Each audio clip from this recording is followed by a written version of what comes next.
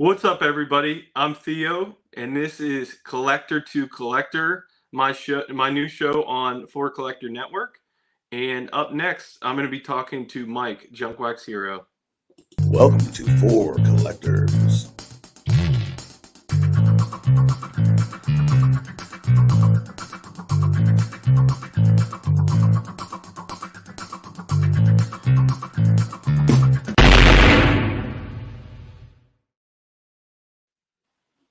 What's up, Mike? Welcome to the show.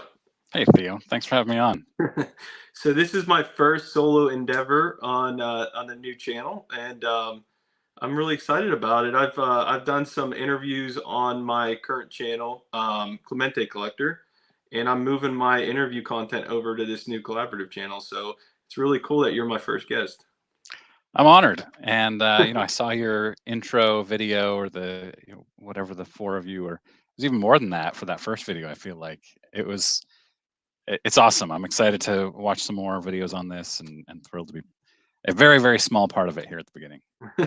Yeah, that's cool. Yeah, we have the marathon has already passed when this is going to air, but I thought since you didn't get to be on the marathon and you're such a big part of this community, I thought it was really cool to get you on the channel right after the marathon. So let's get started. So your name is JunkWaxHero, and every time I see your name pop up, I think of Jukebox Hero. So is that how you came up with the name? How did the name come up? Yeah, I was just starting with YouTube, and I was like, I've got to come up with a cool YouTube channel name. And I was out driving one day, and the Foreigner song "Jukebox Hero" came on, and I had pulled out my collection. I was thinking a lot about junk wax cards, the junk wax era, because that's what I grew up on. And as Jukebox Hero played, I've always changed lyrics as I sing, and I changed them to Junk Wax Hero. And I was like, that's it. That's the channel name. And I've regretted it every day since then. I hate it so much. But Really, it's you don't worked out. why don't you like the channel name anymore? It's just you think of the song too often, like I do, or no? No, it doesn't really tell what I do. I think everybody who sees my channel assumes that I only talk about junk wax cards, which Yeah. wouldn't be terribly interesting. I think some people could do it. Some people do it better than I do, but I don't think I could do just junk wax cards Yeah. I, that much. I used to listen to Weird Al Yankovic whenever I Yeah, was a kid in the '90s. sure. I would love if you put together the Junk Wax Hero spoof song. I think that'd be I did have lyrics to a chorus. nice. I'm not going to sing it. I'm the worst singer ever. My wife, no, she won't let me sing. All right, we'll let you go then. So how long have you been on YouTube now, Mike? I just hit 2 years last month. July 11th was 2 years. Nice. Yeah, and Congratulations. it's flown by. Thanks. It's been a lot of fun, and my channel has evolved a lot in those 2 years of what I do. And by the time this airs, I might have a new. I'll have an announcement at some point in the near future about another evolution of my channel. So Wow, that's really cool. yeah. So so so take me back to 2 years ago. What sparked you originally to get onto YouTube? Were you did you start off watching some of the collector channels and then or did you kind of just go on there on your own and then meet everybody? It's a good question. So when I got back into the hobby, because I've obviously a huge collector as a kid, and then as a young adult in my early to mid 20s collected, and then I had kids at age 25, and I was broke for 15 years and couldn't collect. And when I got back in 2020, I'd go to YouTube and just search for sports cards, and it was all like Pac-Man and Sports Card Investor, and people just mostly opening packs of cards. That was all I Yeah. ever saw. And I got on YouTube, and I thought, well, I could open packs of cards, and then I found out how expensive that is, and I couldn't do that. And so I just started doing my very first video, and I'll tell you the story because it's part of one of the questions you wanted. We'll get to that, but I thought I'll just talk about the cards that I buy. And other collectors found me and they would comment, and I'd be like, oh, cool, I'll check out that channel. And then I just kind of started subscribing to dozens and dozens of collector channels, which is way more interesting to me than as much as I love Pac-Man, but I can only watch so many videos of people opening packs. Yeah. But I can watch you talk about your cards. I can watch Sammy Thunder talk about his, Mike Moynihan all day. Well, I wish I had time, but there's only so many minutes in the day that I have available. But Yeah.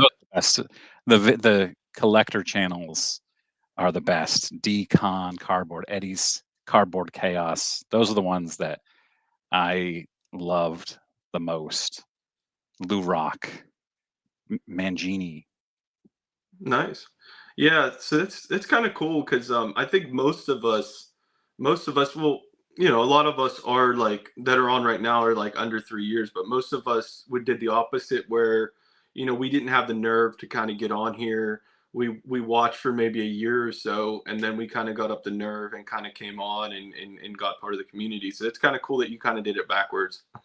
So Yeah, so I had what? no idea. It was a fun. When I first discovered Mike Moynihan, it was right before the National last year because I was looking at Diamond King autographs, and that's how I found his channel. Wow. And yeah, and I just commented on one of his videos, and he commented on one of mine, and it's little things like that that forge those first connections and then friendships. Yeah, that's really cool. So, so so you've been on YouTube for 2 years. What does your wife and kids think about it? They My youngest loves it. She just thinks it's cool. Every time I do a live stream, she watches, and so does Nice. my wife. Yeah, my oldest is in college, so not not a whole lot of realization of what's happening. But my youngest thinks it's so cool because she's always on YouTube. But at that age, they're only watching shorts, and I don't do any shorts. Right. It's too much work for a very short video. Yeah, my son's on YouTube a lot watching like the Minecraft and like people play video games. And we have a lot of the video games, so I'm kind of confused of what they're doing in the game that he's watching. It Yeah, doesn't make much sense to me. yeah. But I was just, you've had that picture behind you for a while. I was assuming is that from your daughter then? Is that Yep, she drew that a couple years ago of me. And this wall, everybody asks what's happening with this wall. My oldest took this. This is our basement, and it was unused for years. And our oldest painted the wall with magnetic paint to hang up art on. yeah. And at some point I'm gonna have to get the magnetic paint off the wall and repaint the wall, but it hasn't been a priority. Yeah, I guess I just assumed you painted that yourself and you just liked that two different color scheme. I didn't No, even. no, I hate it. You should actually like the black side should be like bad players, like Barry Oh, Bonds and stuff like that. The oh white man, side should be the good guys. that is I like that idea. um, Steroid guys on the black side. Yeah. so here's a good one that I think so nobody at my work knows about the YouTube. Does anybody at your work know about YouTube? Do any of your friends from high school or college know about YouTube? What a great question. So I'll tell you a couple stories.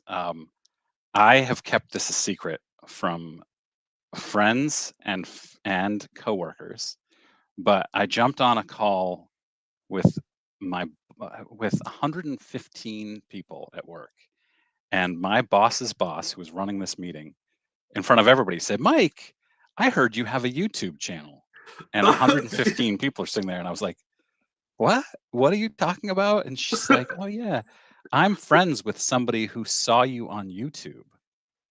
And I Oh, said, "What do you mean somebody who's a coworker of mine recognized me on YouTube, didn't say anything to me, but told my boss's boss?"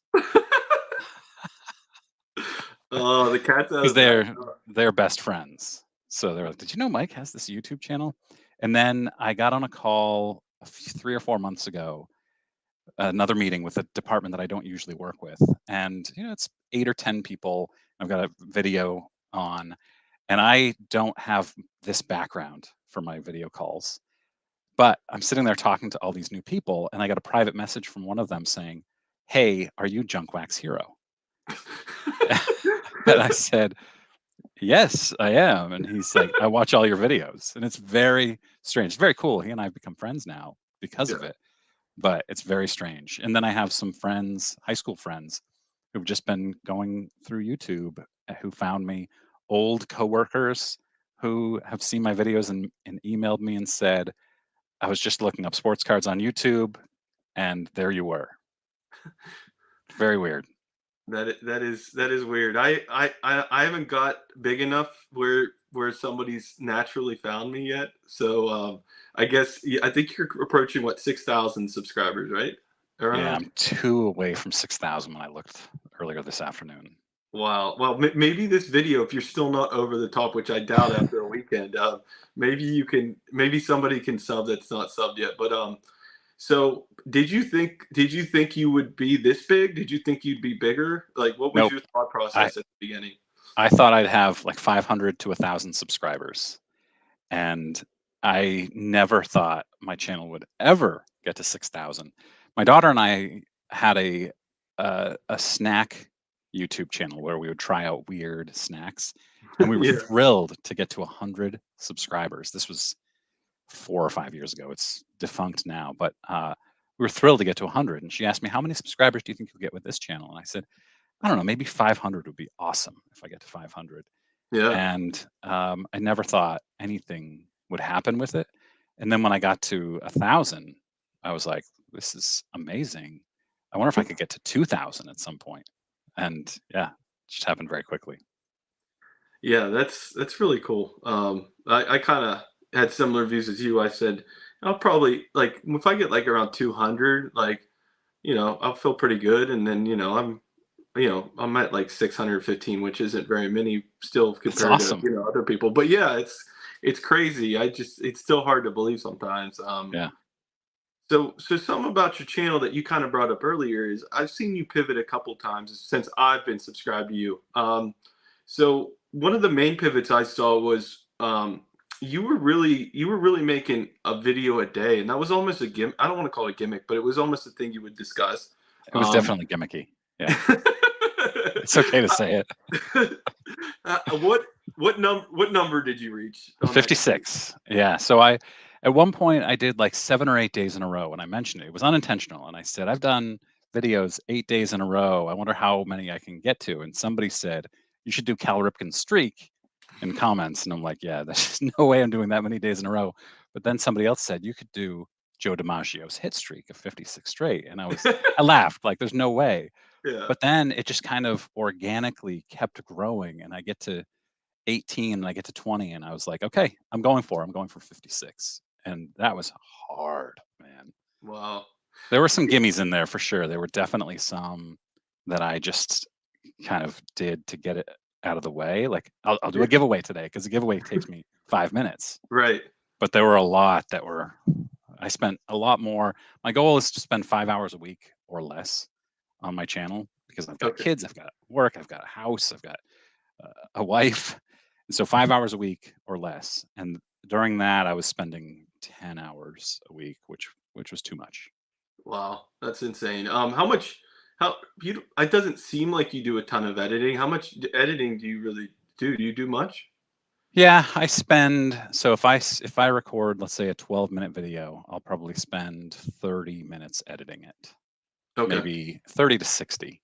So I've got to find pictures. I always want to have visuals with Mhm. almost every video. But some where I rarely do like sports card dad type videos where he does reactions to other videos. I'll do those occasionally when I'm really feeling strongly about something, and those are quick and easy, and there's almost no editing to them. But for the most part, I want to add in visuals, and I'll edit out the when it's Y- excessive, and I have to think through what I'm going to say. Yeah, I was gonna say I've seen you a lot of times now, like doing the old screen share thing where you would just kind of go on Yes. the fly and bring it up, which is a very good sneaky way to avoid the editing. Yeah, I'm unapologetic about that as well because I've been really, really busy this summer. And so I've seen other people doing that. And I thought this is a great way to avoid editing. Yeah, And it's much quicker. It takes me some time. Like Sunday, I was already doing that, doing the StreamYard Sunday morning uh, episode where I do just a bunch of clearing. I call it clearing the bases. yeah, But then I've started doing that more and more when we're talking about things I bought on eBay. And here's why I did that because it's so quick and easy. There's no editing whatsoever. There's 5 to 10 minutes of prep for it. And then boom, post it. yeah, yeah. No, I like it. I think it's really good. I always like when you have different stories. I really appreciate those, and you know, I feel like you you cover a lot of bases compared to other channels, like especially with that, I don't know what you want to call it, potpourri of items left over at the end of the week video, but it's really cool to just get like just quick hitters. I think that's really cool. Nobody else really does that, so I think it's a cool idea. Thank you. I have people say to me, "Why don't you cover this lawsuit, or why don't you cover this?" And it's just because I'm not interested. Yeah. And I have people say, "Why don't you cover whatever?" I'm going to show you the things that interest me, and I'm not going to show you like Disney cards or what is it, Lorcana that everybody's talking about. I don't even know what that is, and I'm not gonna find out just to put into a video. So, so one of your biggest now it's a weekly thing. I believe it's every Friday. Is Attic Find Friday, and Yeah. it's exploded. So I guess why do you think it's exploded and it's been your by far your biggest viewed segment or video type? Yeah. Uh, it's certainly, I can point to quite a few things that have caused or helped the growth of my channel in the last 8 months, but that's definitely the biggest one. I have one video that has added like 5 or 600 subscribers, just one Attic Find Friday video. And I think people love to dream and they love positivity, even though negativity sells. Negativity is an addiction and people want more negativity. Yeah. But people also love the positivity. And there's those Attic Find Fridays are positive, even if they're not happening to you. It helps you dream that it could happen to you someday. And I think uh, I I always have imposter syndrome. I have my entire life. But one thing that I'm very confident in is my storytelling ability, and that's something. When I first started doing this, I was like, I need to tell stories, and I need to turn things into stories that maybe other people wouldn't necessarily do. And I think that's part of the Attic Find Friday success. Is this? It's a formula essentially, and I don't think of it as a formula, but it really is. Of here's the story of the find, here's what was found, and here's what the impact is of that find and the value, something like that. And I think people trust that they're going to have some sense of satisfaction. Not everybody does. I definitely get angry comments on all of my videos, no matter what. But for the most part, people leave those happy. Yeah, if you think about it, if you would have took those, I don't know how many you've had now, but if you would have took those and made them chapters in a book and wrote a book. I have. I have done Oh, that. oh, you've written a book about attic finds or just a book in general? I have a book about attic finds that's just about ready to go. I'm planning on publishing it. I have some unexpected hoops I'm working on jumping through, but Wow, yeah, it's just about ready to go. I was thinking I'd publish it this month, but it's probably going to be this fall. that's awesome. Yeah, because my point was if you took the playlist of those and you were on a car ride and you never found your channel before then, I think they all just go so seamlessly together where you could hear each story. So it's going to be cool that you're actually going to have a book with an audiobook. Yeah, thank So you. that's awesome. So something that comes up and it kind of rubs me the wrong way, to be honest with you, but I would love to hear your opinion on it. Is you do more news content than I do, and I love a lot of channels that have the news content as well as the collecting content.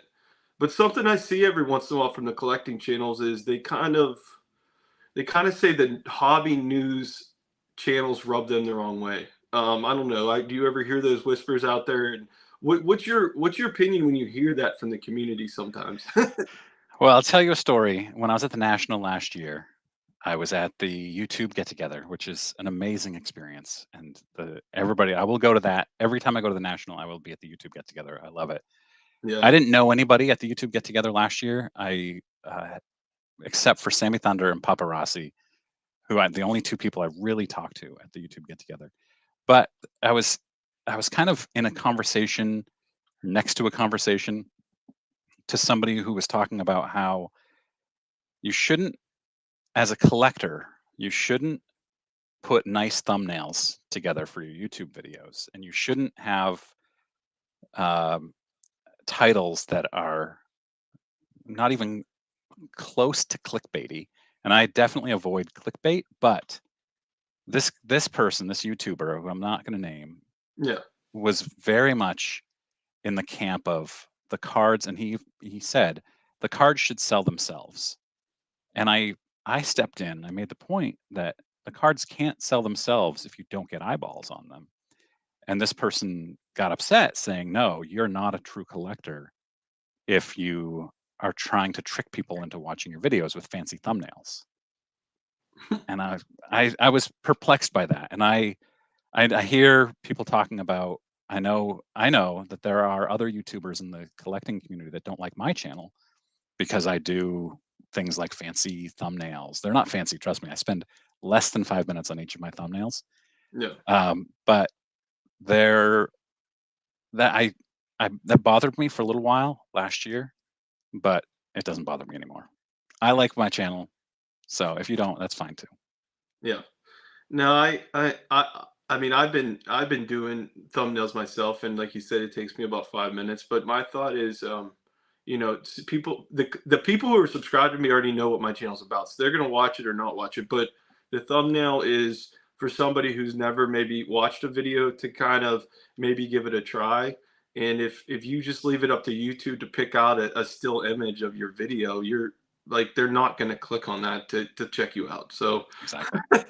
crazy. But okay, I have a very interesting question that I think I'm going to ask everybody moving forward. I've never asked this, but I've thought about it a lot, and it's definitely. I wonder if you have a good answer for me for it. But if you never started recollecting cards, like go back to where you started, if you never started recollecting cards and you never went on YouTube and never heard about YouTube to watch other channels, what would you have spent your time and your money on in that time period? Well, collecting filled the hole of running for me. So when you saw me at the National, you probably thought this guy has never run in his life because I don't look like a runner anymore. But in 2020, until September 26th of 2020, I was a runner, and I Wow. injured myself on a trail. I was a trail runner, and it led to surgery and all kinds of problems, and the surgery was botched. And uh, that's when I was bored. I had all this free time because I used to spend 5 to 10 hours a week running. I had all this free time, and I dug out my collection from my childhood, which had been sitting in my bedroom closet for 15 years, 13 years, whatever at the time. And so I've started running again, but I also don't have any intention of ever being a serious runner again like I was then because this has filled that hole. But Interesting. that's what I would if I hadn't injured myself, I never would have gotten back into collecting. Wow. Is it bad that my biggest concern is if a fire happened, how to get my cards out of the house? I'm the same exact way. Yeah. I'm thinking No. of only, well, if the fire's here, I could do it this way. If the fire's here, I could get, like, it's kind of crazy. But Yeah. My so wife was like, "You are not saving your cards if our house burns down." Mm. the kids are out. I need to go back in there. I don't think you know me. I'm going to be saving them for sure. All right, let's talk a little bit more about collecting. So, So how's your collecting changed now compared to when you were a kid? When I was a kid, I only opened packs. That was how I got all of my cards. I never bought singles. I would look at singles, but they were too expensive. Like a card that I might want was $10, but I could open a pack for 25 cents or 50 cents, whatever they were. Uh, and I loved the rush of opening packs. And when I got back into the hobby, I opened a lot of packs, but that's expensive. And so I swore at the end of last year, I said, I'm not opening packs anymore. And I failed at that, but I maybe have bought 4 blasters all year and one like $90 hobby box. Okay. And so, and I haven't bought anything for probably 4 or 5 months. So that was my vow for this year, was to not rip any more wax. And I'm taking that money and spending it on singles, which is, in my opinion, for me, a much smarter way to spend my money. I'm not into prospecting, and there's just not enough in these packs, and especially retail, which is Yeah. easier for me to get, Yeah. to that I would be interested in. I'm mostly interested in Hall of Fame rookie cards, Hall of Fame autograph cards, stuff like that. Yeah. Um, yeah, and obviously, if you were opening packs as a kid, you didn't have any vintage as a kid, right? So you've kind of changed to liking vintage now. Yeah, I had 3 vintage cards when I was a kid. When I pulled out my collection in 2020, I had 3 vintage cards, and none of the earliest one was 1977. So certainly no deep vintage, no pre-war at all. But then I bought, the only collection I ever bought was in late 2021, and it had a bunch of vintage, like this Hank Aaron right here was my first 1950s card. It came in that collection, and there was a lot of vintage in that collection, and I loved it, and I started YouTubing vintage, and that's how I found a bunch more collectors. That's awesome. Yeah, I have that Hank Aaron card. I love that Hank Aaron card. It's a great one. So now I have 3 questions that I gave you a heads up on. It's card showing opportunities. The first one is, tell me a great card show story. So my first card show since I was a kid was in Augusta, Maine. I went to, it was a fairly small show at the time. It's much bigger now. And it was during COVID still. It was in summer of 2021. Everybody's still wearing masks at this time. Couldn't get in without a mask. And I go up to a dealer, and I didn't know anything about vintage whatsoever. But there was a 1956 Sandy Koufax card, and he was trying to sell it for $20. And I looked at it, and it was in terrible condition. I was looking at the condition of it, and I'll show you the card right here.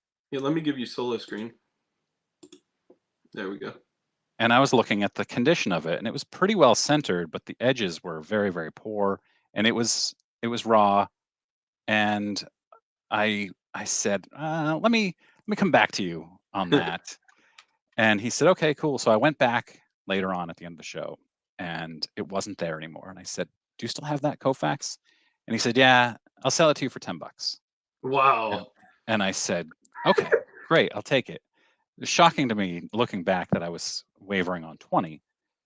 So I took it home, and I was showing my wife, who knows zero about cards, and she looked at it and she noticed that it's actually autographed, which I hadn't noticed. Sorry to make you do this again, but Oh, you're good, man. Let me go back in. and she said to me, "Which of these autographs is real?" And I took it out of her hands, and I was like, "Oh my gosh, this is autographed." And I started researching Sandy Koufax autographs, looking to see uh, if it could be real. And sure enough, I had a 1956 Sandy Koufax autograph, and I sent it off to PSA. First card I've ever sent to PSA DNA.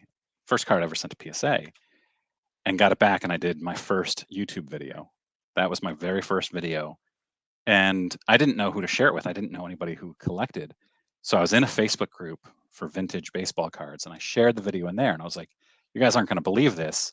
And it got like 500 views in a very, very short period of time. But then I was banned from the group, and they deleted my post because you're not supposed to promote your YouTube channel. Even though, like, there were dozens and dozens of comments like, "That's unbelievable." I still got banned from the group. I saw that video, and you were like, I might consider selling it, and I'm thinking to myself, I hope he didn't sell that card. I hope he still has that card. I sure do. Yeah. This and my next one that I'll show you is I'll never sell, and it's probably worth $1,000 The at Sandy least. Koufax card. Yeah. Wow. Yeah. Which to me is a lot. Yeah, that's a lot of money. I don't dabble in big boy cards. Like the money I bought some cards at the National that were $200 to $400. Those to me are big cards. Mm-hmm. But I don't buy $1,000 cards. Never have. Whoops! I almost dropped it. Yeah, why don't we go straight to the next question? What is your favorite autograph, or your favorite autograph story? Was your next question? Yeah. So this is not an autograph that I got with the player face to face, but I think it's a great story. On Facebook Marketplace, I think it was 18 months ago, April of last year anyway, there was this guy who was selling some pretty high end vintage cards and ultra modern cards. And he had, a picture of all of them in his Facebook listing. And one of them was a 1957 Topps Bob Cousy. Cousy rookie card, assuming you don't call his Burke Ross card his rookie card. But the 57 Topps Bob Cousy. And I'm from New England. I'm a Celtics fan. And so I said, "Hey, how much are you asking for that?" And he wanted $600. Mm-hmm. And I said, "I'd do $450 cash." So I looked at it. It looked really good. And he said, "Okay, come to my house and I'll sell it to you." And I was like, "No, let's meet at the grocery store parking lot." So I bought a high end, the most expensive card I've ever bought in a grocery store parking lot. And I did a video on it because, I spent $450 on a card, which is a big deal to me. And so I did a video on it, and somebody commented, because I had just gotten into TTM autographs, through the mail autographs. Somebody commented, "You should send that to Bob Cousy through the mail and get an autograph on it." And I was like, "There's no way." But then I couldn't get that out of my head, and I thought, do I have the guts to send the most expensive card I've ever bought through the Wow. mail to a 92-year-old or whatever? And ultimately, I decided I did, and I went to the post office and I asked them for advice. I said, "Can I get this insured both ways?" And they said, "You can insure it to its destination, but the other person would need to insure it to come back to you." And I was like, "I'm not going to ask Bob Cousy to insure it back to me." 'Cause apparently, you can't include an insured envelope inside another envelope. I don't remember all the details, but so I ended up just insuring it to him, and I hoped that I would get it back, and I did. 10 days later, he sent it back to me. Wow. Ah, there we go. Bob Cousy rookie autograph, and it was in a screw down before, so I knew there was a good chance it was going to come back as authentic instead of with a number grade. Yeah. But the auto grade of a 10, yeah. And this one, I paid Awesome. $450, and then I paid like another 100, low hundreds for the. Oh, I paid $99 for the autograph because he collects for Boys and Girls Club, I think, Oh. charity. $99 for the autograph, and then I paid like $120 for PSA DNA, maybe. So all in, I have $700. And at card shows, I see this going for $3,000 to $5,000. That doesn't mean it's sold for that Wow. much, and I Wow. can't find any actual comps. Wow. But yeah, That's awesome. yeah, Wow. I love that This, one. you're more in the TTM realm than I am. I've never done a TTM before.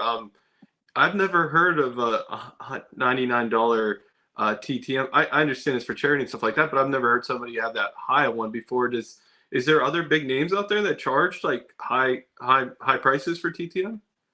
Not to send to their home. There are a lot of people who do private signings that are very expensive. You see some that are $300. Yeah. Jeter charges like 1,500 or something crazy like that. Yeah, that's But ridiculous. I don't know of any others that charge that much. But Yeah. the dude's like 93 years old and wants to get as few as possible, I guess, which makes sense. Yeah. Wow. That's a really cool story. I love it. Thanks Yeah, for and you sharing send a that. check and you write it out to boys, I think it was Boys and Girls Club, whatever it is. So you know it's going to charity. It's not going into Bob Cousy's pocket, which I'm Yeah. always suspicious when they say charity donation, cash only. Yeah. Uh, I'm kind of see. I wouldn't. I know you don't want to lie about it, but in my opinion, if they kept it, they're doing the service. But it's kind of messed up to lie about a charity. right, exactly. Yeah. I get your point. That's really cool. So the last question I asked you about was a card that reminds me of your childhood and why. So Yeah. So you can bring it up here in a second, but I was going to show it. I have the card itself. And then I completely forgot that I had set it aside on my desk here. I have dozens of cards sitting on my desk ready for something. And I saw it the other day and I was like, oh, I've got to send that off through the mail for autograph. And so I did. And then this morning, when I went to pull out my 3 cards, I remembered I sent that card off. So why don't you bring it up here? When I was a kid, I was obsessed with Juan Gonzalez. This is not my specific card, but I just wanted to have the card so people could see it for the story. yeah, Obsessed with Juan Gonzalez. He was a surefire Hall of Famer. There's no doubt about it. And I pulled this card, as I remember, and we know human memories are very, very faulty. Pulled it in a pack, and it was my prized possession for years. I think this is 91, if I remember correctly. 1990 score, right? Um, and people would try to trade me for it for cards that are probably worth way more. And there's no way. I hung on to it. And so when I dug out my collection in late 2020, my childhood collection, I went through what I thought was everything. And it just like waves of nostalgia hit me. It was just this amazing feeling. And I put everything back and I put it back in the tub. And I spent literally hours and I was researching, put everything back in the tub and I put it up in my closet. And then I couldn't stop thinking about this card, which was not in there. And I said to my wife, I know there's this score Juan Gonzalez hot rookie card because this is my favorite card as a kid. And she's like, dig it back out. Maybe you missed a box. And I dig it back out and I go through all the boxes again. And then the last box, which could have sworn I had gone through, there it is in that box. And it was just like, it was almost emotional for me to see that card again after wow, all those years. And then another one was the I think 92 Flair Roberto Alomar where he has wings. I don't hmm. know if yeah, anyway, that was another card that was in that box that I loved as a kid. I don't Wow, remember somebody I'm sure will comment what that card was, but yeah, the Juan Gonzalez was the man. I just loved him and his game, and that card was the best. I had it in a top loader, which was where I put my special cards as an 11-year-old. that's really cool. I had a similar experience whenever I got back in and there's a Barry Bonds rookie card that my grandpa bought me, but it was I kept it in I don't even know what you call it the little mini binders card binders where you Sure. just have one. Yeah, and I thought, oh, these cards probably in mint condition, and I take it out. I've shown it on a couple videos, and it's got some creases, it's got bad corners. I literally I literally had no clue what a good condition card was back in the '90s when I collected cards. I had zero, like it was so hard for me to change my brain mindset whenever I got back in of how to like look at a card and figure out what kind of grade it would technically get. I'm so bad at it to this day. People will say, "What grade do you think this will get?" And I'll be like, I have no idea." Yeah. So since you kept that in top loader, is it in decent shape though? In decent condition Yeah, still? it's decent. It's It's also Juan Gonzalez, so Oh it's yeah. not like it was never worth anything in the first place, and it's 1990 score. But yeah, one thing I noticed about my collection spanned mostly 86 to 94-ish, and the 86 to 1990-ish had no penny sleeves. It was just Mhm. top loader. Slid them right into the top loader. And then starting in 1990-91, all the top loaded cards had penny sleeves. Okay. So you sent your childhood card there to Juan Gonzalez to get signed. You don't have any concerns about it coming back? No, he's a very reliable signer. Okay. All right.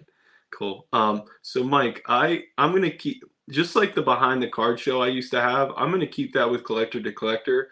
We're gonna end with 10 questions in 1 minute. Do you think you can get through No, definitely not. them? But I'm excited to try. Okay. All right. Remember, you don't need to expand on your answers. All right. I got my timer here. I will start it at the end of the first question. Um, and then if you have to pass, I can try to come back to it. All right. All right. If you had to guess how many minutes a game David Ortiz played in his prime, how many minutes a game did he play? 3. What What is the best 60s top set? 65. Best cheeseburger from a fast food restaurant. Wendy's Dave Single. What do you drink alcohol wise at a wedding reception? People are going to hate me for this, but I actually don't drink alcohol. Okay. What's harder, hitting a Nolan Ryan fastball or stopping Allen Iverson in a one-on-one game? Definitely hitting a Nolan Ryan fastball. Which card do you want more, the T206 Honus Wagner or the 52 Mantle? Wagner. Best place to go on vacation with family? California. Who's your best friend on YouTube? Oh boy, Mike Moynihan. You get me in trouble here. All right, you ran out of time, but I'm going to ask the last two. Game 7, any pitcher on baseball history who's pitching? Pedro Martinez. If a movie was made about you, what actor would play you? Joel McHale. Nice. He's on a cooking show me and my wife watch now. It's Oh, called really? Crime Scene Kitchen. Yeah, it's really good. I still to this day get people who know me well who will say, I just watched this show that has this guy Joel McHale and he's so much like you. I think your voice is actually the most similar to me. But I could see the looks too. I could see it. I don't know that it's the looks, because obviously there are a lot of differences between us. He has hair, but I have a similar weird sense of humor. I'm just not as funny as he is. Yeah. So Mike, obviously we met at the National this year. We didn't get to talk for a whole long time, but we got to talk for a while. You're a really stand-up guy. I really enjoyed meeting you. I've You enjoyed too. your thanks, man. Thank you. I've enjoyed your show for a while now. Probably for about the last year, and I think you've done some great things in the community. I think you're a trailblazer with your Attic Find Friday videos and things like that. I think Thank you. it's really cool, like some of the creative things you've come up with. So I just want to give you some recognition. I appreciate that. That means a lot. Oh, no problem. If you're not subscribed to Mike, which is highly doubtful, go please check out his channel and give him a subscription, a sub. But thank you for taking time out today, man. I appreciate it. I appreciate being on. This was awesome. Had a blast. Awesome. All right. Well, maybe we'll do something together again in the future. But thanks everybody out there that watched my first episode on Collector to Collector, and I'll see you guys on the next one.